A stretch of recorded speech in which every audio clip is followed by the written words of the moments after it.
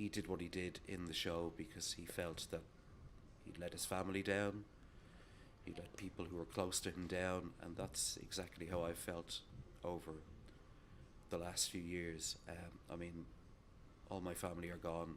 My sister, mother and father are all gone. They were all I had apart from my in-laws, who are lovely, lovely people who supported me down through the years. But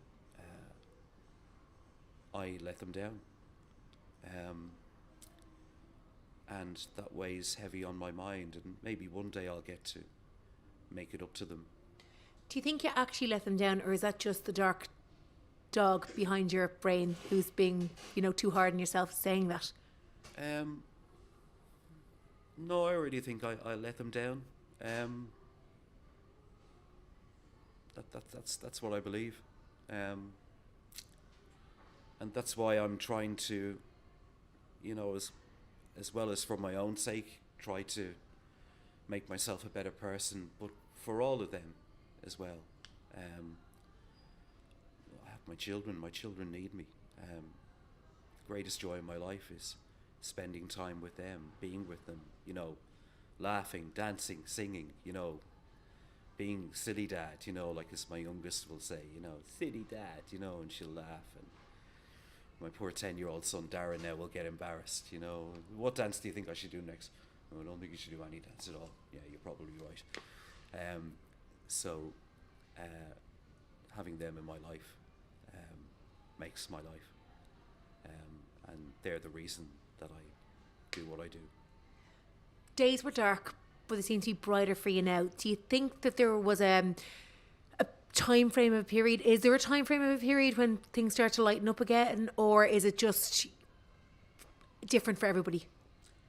As I mentioned to you earlier, I think depression, bipolar, is something that will always be in your life, and something small could trigger it off. I remember Christmas 6 years ago. For the first time, I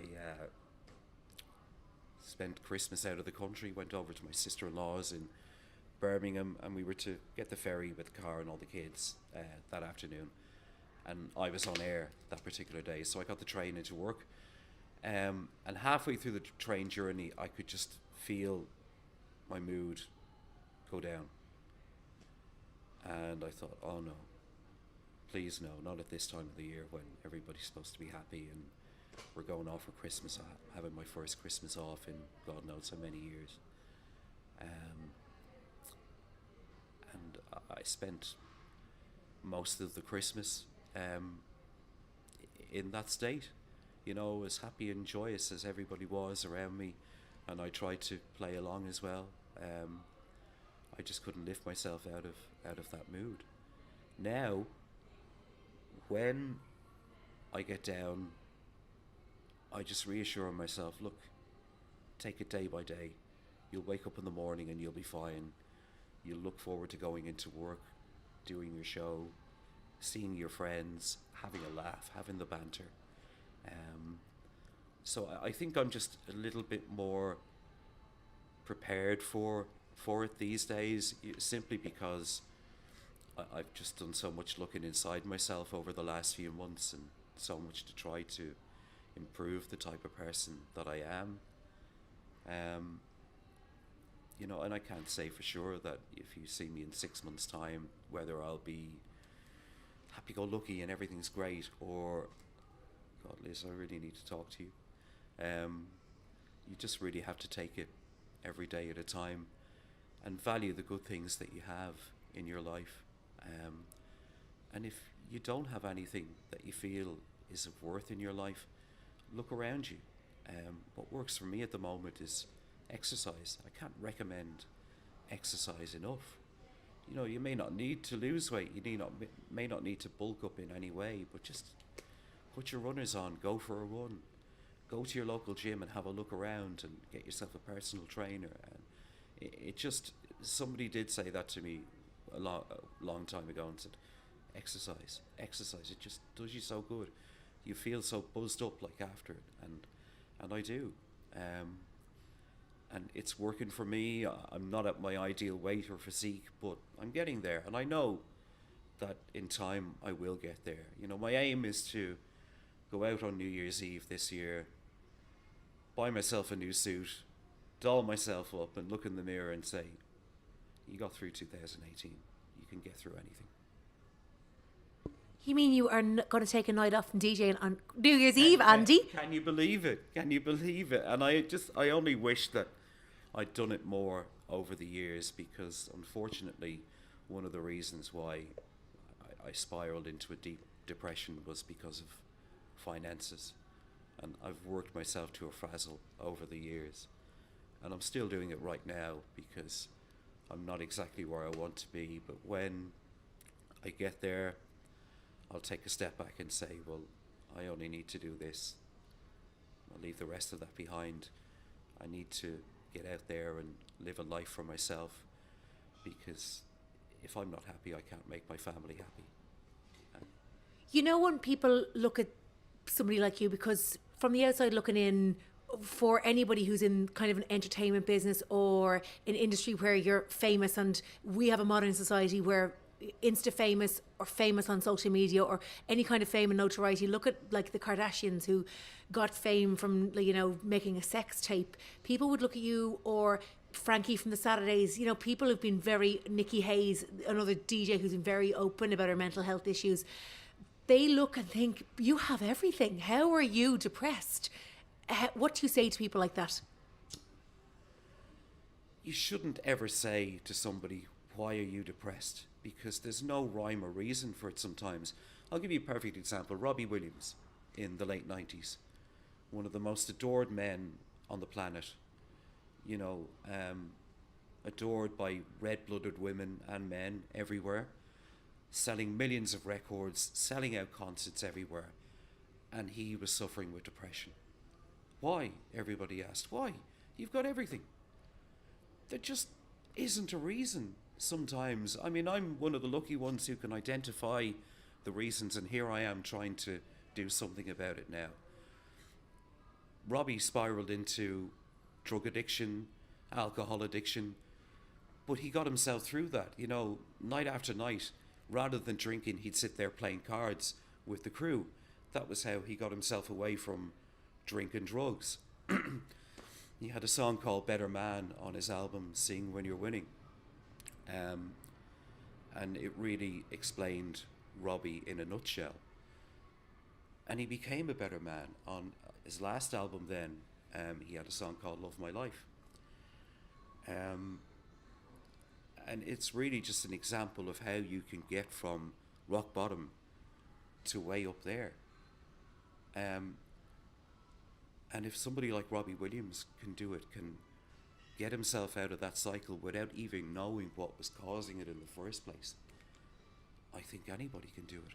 As I said, I mean, it's something that I think you'll live with all your life. And Robbie probably still has his off days. But he's there. He's able to sit down and write a song like Love My Life, I am beautiful, I am powerful, and finally I'm where I want to be. Hopefully we'll all get there one day. I'm hoping that I will. I think I'm on my way there. Andy, that is such a beautiful sentiment, and you're being so absolutely brutally honest, because I feel so many people that are out there that are going to watch and listen, it's something that isn't talked about, and people, when they do talk about it, they get embarrassed, and then they push people away when they do tell them that they're suffering with their mental health, and instead of talking about it, they tend to push them away.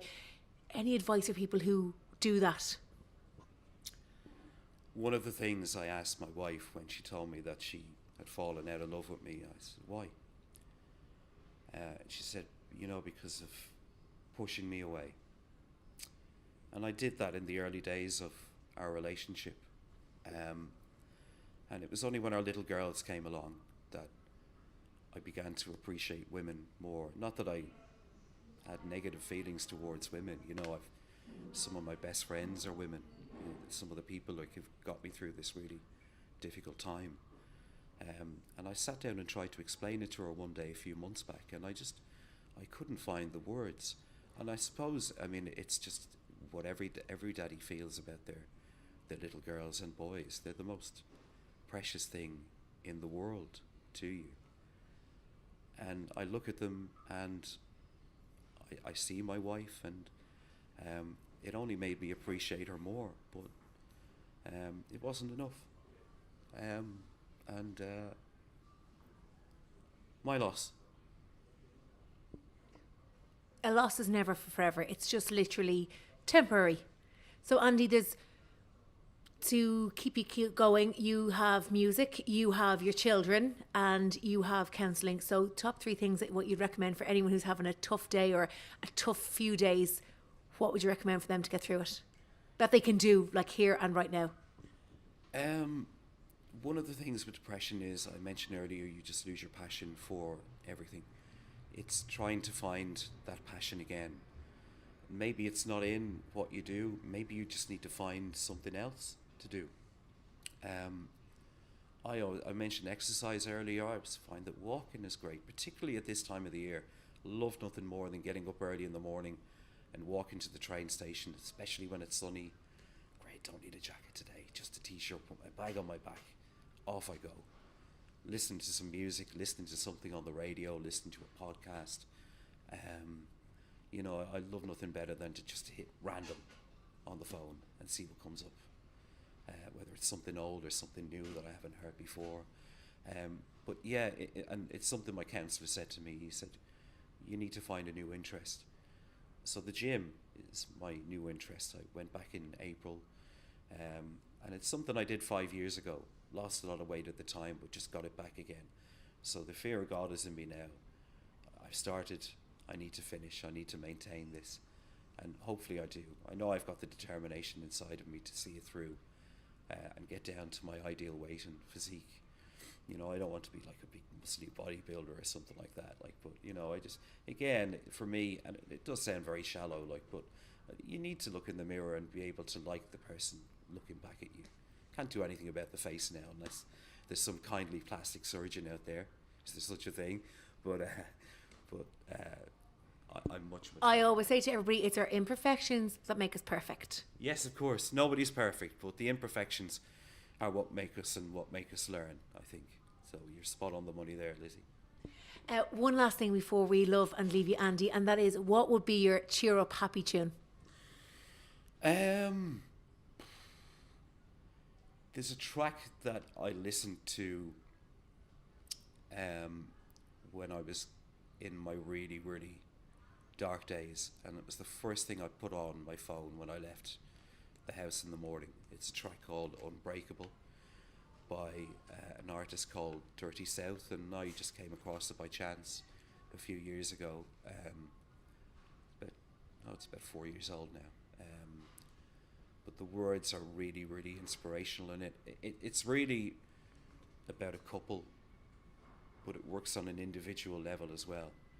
So look it up anyway. It's called Unbreakable by Dirty South, but that's the one that has worked for me most over the last few months. Andy, it was absolutely amazing to speak with you, and thank you so much for your brutal honesty that I'm sure that so many people are going to relate to. Guys, there's not really a whole lot I can add to that. That was the absolutely amazing and totally honest Andy Preston. We've all gone through dark days. We're all going to go through dark days, and most of us don't reach out. So the really main thing is communicate. It doesn't matter if you're communicating with a stranger, somebody you meet in a bus, the barber, the hairdresser, somebody you're looking at through a mirror, your beautician. It doesn't really matter who it is. Just continue to talk. You're not going mad. You're perfectly sane in what you're thinking. Everybody has dark thoughts. Just, they're only a thought and they all pass. Guys, at the end of this, we're going to put up some links that you can actually reach out and talk to. And as the lovely Andy Preston said, you can find him on Facebook, and he is the fantastic 10 to 3 DJ on FM 104. I can't really say anything else because I'm completely humbled and speechless from the honesty that we just felt tonight. And please keep it in mind, and just mind yourselves and mind your mind. Bye, guys.